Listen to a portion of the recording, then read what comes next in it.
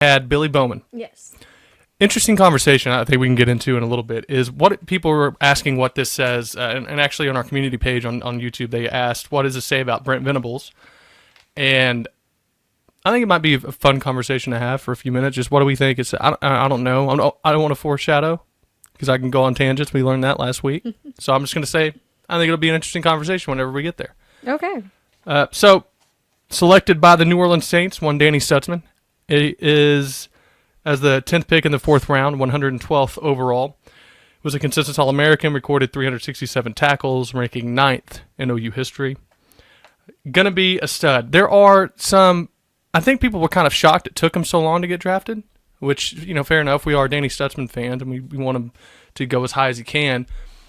I think the NFL just has some challenges that he just doesn't see in college, and one of them is lateral quickness, and I've talked to my dad about this too, and just like hip dexterity. How quickly can you get in passing lanes, cover ground? It's so much faster in the league that for a lot of guys, that's really where the differences or challenges are. Is just the athleticism aspect of it. I'm not worried about that for a guy like Danny. He's shown he's willing to put the work in, and he has the mind for football, and he's just a football player. But that was kind of in my opinion, the reason why he fell, quote unquote. Listen, at the end of the day, the goal is to get in the league. Once you get in the NFL, I don't care if you get an invite to a team, if you have to do a free undrafted free agent, your goal is to make a roster. And once you do, there's you don't know what can happen. Right. But he got the hard part accomplished. He's in the league. So from now on, it's just about building on top of that and continuing to improve as a player. Right. And as you mentioned, Danny's never been one that shied away from hard work. So if there is something that he needs to work on, I 100% see him in there getting better at it, the best that he can. I do think it's fascinating, all the different measures that NFLs look at. Yeah. Because it's truly wild. I mean, I'm surprised they're not looking at how long your fingernails are. Like they're measuring your arm length, your hand size, your shoe size, your they really are. thigh size, like all the different quicknesses, and like you said, like hip dexterity. They're probably out there literally moving to see like, oh, he's like, he can go 45 degrees easily, but now, you know what I mean? Like, I don't know. There's so much science behind it. It truly blows my mind. Yeah. How detailed that they are. I mean, because we had a friend who said, he went to his combine. He's like, like they're measuring, they were upset because my arms weren't long enough. Same with Will Compton. Yeah, it just was wild. Hey, the guy was the best lineman in college football for 2 years, gave up 1 sack his entire college career, and they're like, well, maybe his arms are a little short. You know who else they said that about? Jason Kelsey. Well, he proved them wrong. I mean, so again, it's all about just getting in the league. If you can get in there, then you can prove yourself. Yeah, you can prove yourself, and all bets are off. So wanted to share. Sometimes other times, like the numbers are deceptive. Like, you can get all the numbers you want, but like that doesn't, like you said, account for hard work or willpower. Honestly, I mean, just being a smart. Stacy's here. I was just wondering where Stacy was. It doesn't just always account for like those types of metrics that can't be metrics that can't be measured. Wow, good words, Tierani. Yeah, there you go. Yeah, let's show this video of the Saints calling Danny to let him know they're about to draft him, and I want to get to some comments here that I think are pretty pertinent to the situation as well. So we're getting better at sharing the screen, by the way. Oh, boom. Want to make sure that's shared. Let us know if you hear it. Let us know if you can't. But here we go. Danny. Yes, sir. Hey, Jeff Ireland. How you doing, man? I'm doing great. Is your family around you? Tell your damn dad to answer the phone. I know. He doesn't pick up right. I was going to call him to tell you that we were taking you. Hey, I'm going to listen. Tell your dad and Susie hello, and I'm going to put you on the phone with Kellen Moore here. Here he is. Danny, we are so fired up to get you here. Celebrate this thing with your family, have so much fun. We love evaluating you and watching you through this whole process, and we're fired up to get you. Danny. Yes, sir. Hey, Jeff Ireland. How you doing, man? There you go. I love that Papa Tops. Yeah. Catching a stray. Caught didn't answer his phone. Jonathan says he would have been drafted earlier if his dad would have picked up the phone. Yeah, he probably had a 2nd-round pick that he just didn't get answered. That's hilarious. Could you imagine? Speaking of which, all those prank calls, who does that? I don't know. It's just a side note. Up. That's just a messed up thing to do. Yeah, losers do that. It's like I get people think it's funny, but like, could you It's imagine? not. Like, man, that'd be brutal. But think about it for anything. If any job you applied for, if somebody called you saying, "Oh, you got this job," and then you didn't, it's Can we just be nicer humans, please? But I digress. No, for sure. So Jonathan says that about Danny. You're probably 100% right. Senator Cowboys brings up this. This was the 2021 recruiting class. It was the last of the mule shoe recruits. Let's see what BV's recruits do this season. Danny and Billy, both stayed on with BV. 100% true. And I think we're going to see a lot more. I know there was a pall or a worry with the lack of the low number of draft picks we had. We didn't even have many eligible. Right, and I think that goes into it. We were a young defense. We were number one in terms of freshman and sophomore snaps last year, and then the year before that we were, I think, number 2, number 3. So we're not an old team, you know. So I think these next few years you're really going to start to see a lot of Oklahoma Sooners in the draft, especially on the defensive side of the ball. Yeah, I'm hoping on absolutely. the offensive side of the ball under Ben Arbuckle that also increases, but definitely already on the defensive side of the ball there's going to be an increase in numbers, which I hate it for us because that means we're going to be losing a lot of talent. But I know. Hopefully we're just reloading. Right. Billy Bowman also picked by the Atlanta Falcons, the 16th pick in the 4th round, 118th overall. He had 11 career interceptions, 251 interception return yards, scoring 4 defensive touchdowns in his final 2 seasons. And here is a video of the Falcons. Sorry, I was scratching my leg there. Making the call to Billy and letting him know. Yeah, that was driving too crazy. It's funny. Letting him know that they're about to take him.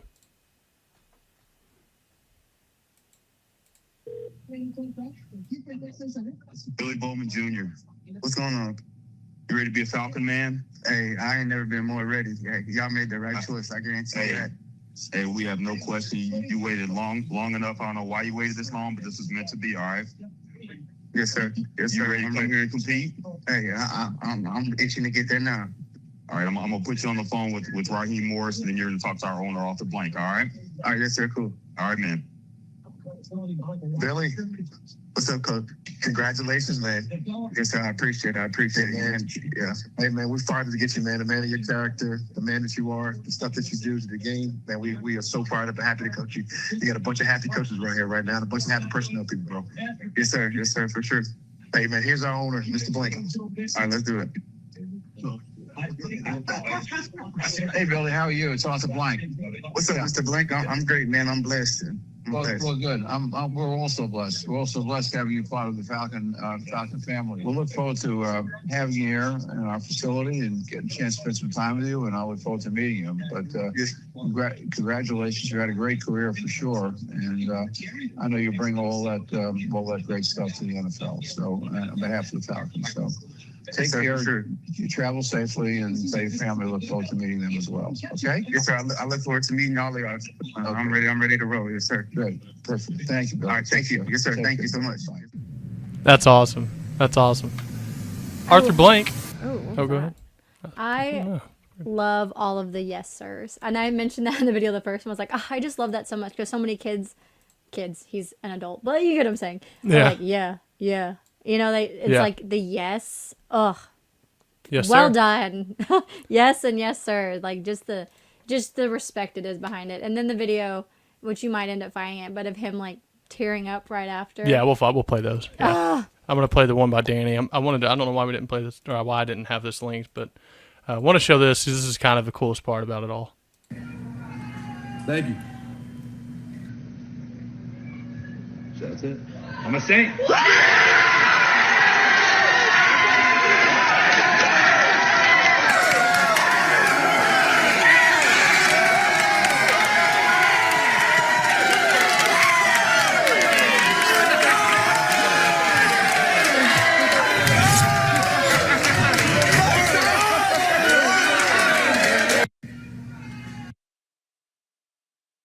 That'd be so wild to have that. Imagine getting drafted. That'd be so cool. I'm gonna try to find the Billy Bowman clip real quick. It would be so fun. That'd be one of the neatest experiences as a family you could have. One of your people you know is getting drafted to the NFL. Right, man. Just all the joy, just the happiness. It's so.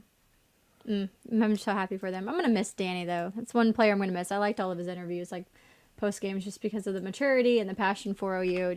We're all gonna miss Danny and Billy because of the love of OU. Man, we're going to be solid, though, on defense. We were talking about this earlier. We have so much returning. And if they having a quarterback, I cannot find the Billy Bowman video. It's going to bother me. Having a quarterback like that we have now. And by the way, we saw him at the softball game. I have some thoughts on him. I think he's pretty solid, but there are just I think some really good things coming up for how good we're going to be defensively, and then especially with what we have coming back for offense with Mateer and all those guys. Problem. We hope. Senior Cowboy says, I still miss Baker Mayfield. We all do, man. We all do. And Stacy said, I'm going to miss Billy. Yeah. Honestly, it was the best thing ever to go to Los Sooners. Yep. And hear, and everything they do is better in Spanish. It just, all of the highlights, I'd always go find the Spanish version. It was just fun. No, I mean, I say that. We all love Toby Rowland too, but I don't know. Hearing it in Spanish was always fun. All right, well, since T had to carry that because I was trying to find this, let's go ahead and show it because this is the coolest thing. And I'm already tearing up. She is. All right, this is Billy Bowman getting drafted. With 118th pick in the 2025 NFL draft, Billy Bowman.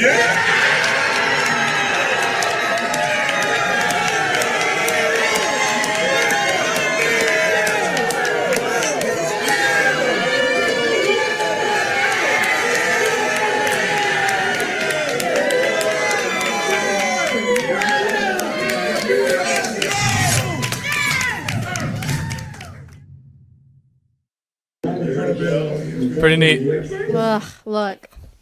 Pretty neat. I tear up at everything anyway, but man, grown men crying and like being passionate about things and like, I don't want to say being vulnerable, but like having that much emotion, just, so happy for him. I'm so happy for them. I'm so happy for everybody.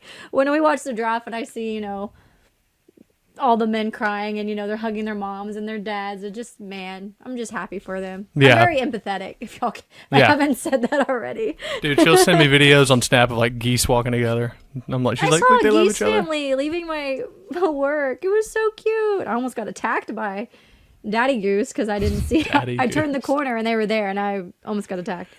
But the geese, the little baby geese. Goslings? So I think they're goslings. It doesn't matter. No OU players selected in the first 3 rounds. The last one to be picked in the first was the first rounder Tyler Guyton in 2024. So want to turn that around a little bit. There were also, I want to mention some people that were picked up even though they weren't drafted. Dejon Terry, defensive tackle. He signed with the Los Angeles Rams. He played his final 2 seasons at OU after he played at Kansas and Tennessee. He had 39 tackles, 9 tackles for loss as a Sooner. Michael Tarquin, offensive lineman, signed with the Carolina Panthers. Tarquin appeared in 8 games with 7 starts in his only season with OU after transferring from USC. And then Ethan Downs, we all know who he is, signed with the Jacksonville Jaguars. He's from Weatherford, Oklahoma, don't forget. Started 38 of 39 games over his final 3 seasons, logging 1,833 snaps. Sheesh. Crazy. Spencer Brown signed with Tampa Bay as well. And I believe that Caden Woolard, whose father is one of the great people ever, awesome guy, he accepted a mini camp invite with the Indianapolis Colts, which is a pretty cool deal. Jake Roberts, the tight end as well, received a mini camp invite from Kansas City and Las Vegas Raiders. He may have accepted one of those. I hadn't seen whenever I made this little outline I have, but again, it's been a day or two, so there we go. For those that don't know what that means. Minicamp invites are basically whenever you have your preseason camps that you have people that are your veteran players, your guys that are there every year. They aren't really going to mini camps if they're not mandatory. And it just allows you to try to make a practice squad or potentially a 53-man. Even if you make a practice squad, the league minimum in the NFL, I think, is like 750,000 now. So you're making that bare, and you're getting to play a game, play a sport for a living. So just making it, again, it's a way it's a foot into the door of a program. And there have been Hall of Famers that have been mini camp invitees that weren't drafted. So if you can get there, that's what it's all about. And for them to even have an opportunity is a big deal. So I hope all those guys do well. Obviously, you want to see them do well. Not only represents OU, but it's cool to see people achieve dreams and actually realize a dream. It's pretty awesome. At least get a chance at it. Right. Like how much some people don't even get chances at their dreams. So do you get a chance? You just gotta make the most of it. If you don't make it, then Yeah. So be it. But you got a chance, and that should be honored in and of itself. I know I mentioned on the pod before that Ethan Downs was one of my favorite players, just because Oklahoma kid. Oh yeah. Just hard worker. He did the little things right. He again, what do we say? It was like, never mind. It was a meme about Tim Duncan and ice cream sandwiches. Never flashy. It's like never flashy, solid game, flashy. Consistent. Hall of Fame numbers. Hall of Fame numbers. Yeah. It was just funny, but it just like Ethan Downs was consistent. He did the little things right. He paid attention to details. He was a leader. Had a good head on his shoulders. And those are the things that coaches want. And so for me, I think the Jacksonville Jaguars got a steal with him. Personally, I think they're going to get a really good one, and they're going to see that. I'm sure they have already, but you're really, really going to see what they're going to get with him. And I was really happy for him as well, especially because he did do so well in the combine. Also, want to mention just real quick. Sorry to interrupt. Yes. Trace Ford signed with the Giants. Just trying to make sure I don't miss any, and if I do, if the comments correct me, then that'd be nice. But Trace Ford with the Giants.